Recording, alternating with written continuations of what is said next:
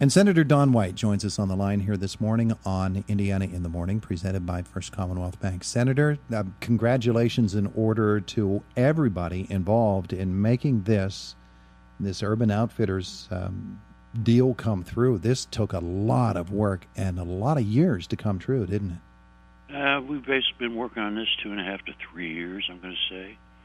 And there were so many people.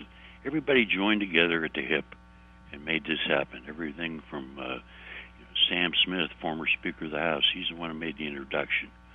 The hotel tax that we got a share of from the Tourist Bureau helped pay for the salary for Lou Croco, who was the lobbyist that helped put this together. And that was basically, he was found by Christine Toretti, who actually introduced us to him. Dave Reed did yeoman's work on this, along with his chief of staff, Jonathan Longwell. My chief of staff, Joe Pittman, was pivotal in this entire project. The ICDC, Jim Wiley, Joe Rischini, the Chamber, Bob Kane's leadership, and Joe Rischini before him. The KOZ, getting that approved by the White Township, commissioners, and school district was yeoman's work. I mean, you know what the property tax situation is around here, and we had to, these people stepped forward and said, hey, this is important to the county. And I'm sure they had a lot of dialogue about this, but it worked. Yeah. And the guy that really stirred the entire pot was Byron Stauffer. How we have no idea. People probably have no idea. They don't know what goes on behind the scenes. But he's basically put the deal together for the last year. He's the one that's done all the nuts and bolts, the negotiations and variances and everything else they needed. It was Byron. And I am just so proud of him and his staff for all their work. You know, and that Windy Ridge facility, don't forget, you know, our first tenant was Krebs United, which if it hadn't been for that property being available and shovel-ready, I doubt very much whether they would have continued in business because they couldn't put it on the original site. So now we have another anchor tenant. These are great jobs. They're talking 250 jobs to start. It should be, construction will be roughly $25 million. They paid $5.6 million for the land acquisition. 600 potential temporary construction jobs, 225 to 250 to start, maybe as high as 500. That's their plans. They expect to break ground very shortly, and hopefully we'll have this property up and ready by the third quarter in 2019. You know, you talked about the number of people at work on this down through the years, and the scope of a project such as this, the complexity of putting together a deal such as this. A company's not going to come here unless a company believes that it can make this into a real profit-making venture for themselves. Absolutely. Plenty of places they can go where they're going to get good deals and try to make money, and for them to choose this area just means that people really put the legwork in. I don't know if I mentioned Sam Smith, the former Speaker of the House, really did a great job too in helping them out initially, and that's how this all came together. It goes all the way back to Sam and his reaching out to them 4 or 5 years ago. You and I have had conversations here in the past year and a half, 2 years, about the workforce in Indiana County.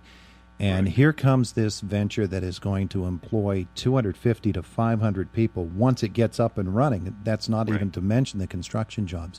Senator, are you confident that we have enough people here in this area, or are people going to be moving into this area to take some of those jobs? Well, I think they will, because these aren't going to be minimum wage jobs. I mean, there'll be hourly salary people, but these are some very, very good jobs, solid jobs that people will be clamoring for, I think. And we might have to go outside the county and attract people. But this is all good stuff. You know, there's problems, yes, but this is headline stuff. This is the kind of thing we haven't had happen in Indiana County in my 18-year career, and certainly long before that, too. So we depend so much on First Commonwealth and S&T and IUP. This is something so new to an area where we were always energy related, one way or another. We went up and down with the economy, with whatever happened to coal or coal generation, and now we have something that's not identified with that at all that we can hang our hat on. And I think it's it's a wait and see. They still have to, their goals are one thing, but we want to see those goals met. And I think we have a group of people, from the commissioners to elected officials to just public servants that serve on all these boards, that are so excited about this. And I haven't had anything like this in my 18-year career, maybe other than the Kowalczyk Center, that's ever had an immediate impact like I believe, Todd, this is going to have. One of the more exciting aspects of it as well is that when you bring a company of that size with that many jobs to this area, that means other businesses are going to take notice. And there will be other businesses that begin here in Indiana County just because it's here, right? I think so. I mean, the ancillary possibilities of other companies either coming here or being developed right here under our nose is going to have an impact. So I hope that people get excited. I hope that people do some research. I hope that this should really help our employment rate. It should help attract people, as you said earlier, from other counties to maybe move here and have a good lifestyle in a county that we love. So I think it's all positive. It's been a long time coming and very nerve-wracking for a lot of people. We didn't want to talk. It's probably one of the worst-kept secrets of all time. But it's here now, and cutting that ribbon and watching them go to work, and we're here to support them and help them in any way we can. And I think we should all be very grateful for this opportunity that's presented itself out of Windy Ridge. The Windy Ridge facility itself was developed, I think it went back to 2008 was when it was first hatched, and right. then was pad ready for Krebs in 2009. And development such as that, the other industrial parks that the ICDC administers here in Indiana County have been very successful as well. That concept and the concept of the opportunity zones really can be turnarounds for areas that are hard hit, can't they? It's, there's been hits and misses.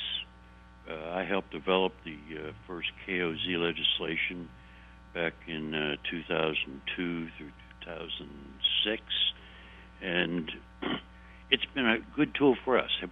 Has everybody stayed here and maintained their commitment after the 10-year exemption went away? Not all, but most have. And this really was a very attractive. It was something we had to put together, and I give a lot of credit to Dave Reed for that. That part of the deal was basically handled by David, and I can't say enough about he and his staff and the work they put in early on in this when it was still just a dream, and each day I'd check on it every week, and I'd check in with Byron Stoffer and my chief of staff, Joe Pittman, and wonder where are we now? Where are we today? What's going on in Philly? I visited their facility in Philly, which is just remarkable. It's not an environment that you see too much in the corporate world. They have, I don't know if I told you this, Todd, but when I visited there, I noticed all these people. It's in a very industrial area, the old Navy Yard, and they had people walking their dogs all over the place. And I said, well, geez, I don't see any homes around here. And here I found out that Urban Outfitters, I had the only tie on in the entire building of over 1,500 employees. I had the only tie on, and people had their dog beds next to their desk. They were bringing their dogs to work. I mean, it's a brave new world. Like it ever. So that's the kind of refreshing attitude and corporate environment they provide. And I don't know that it'll be the same kind of product here in Indiana County, but it tells you something about their agenda and how they take care of their employees. Senator, it's been a joy spending some time with you today, and we are so excited as a community for this, and congratulations to you and to everybody involved in this, because it really does point out what a team effort it was. It's a long list, buddy, but I hope I get the chance and opportunity to thank each and every one of them personally, because it's yeoman's work, and we stood up at the right time and came through with flying colors, so I'm very proud.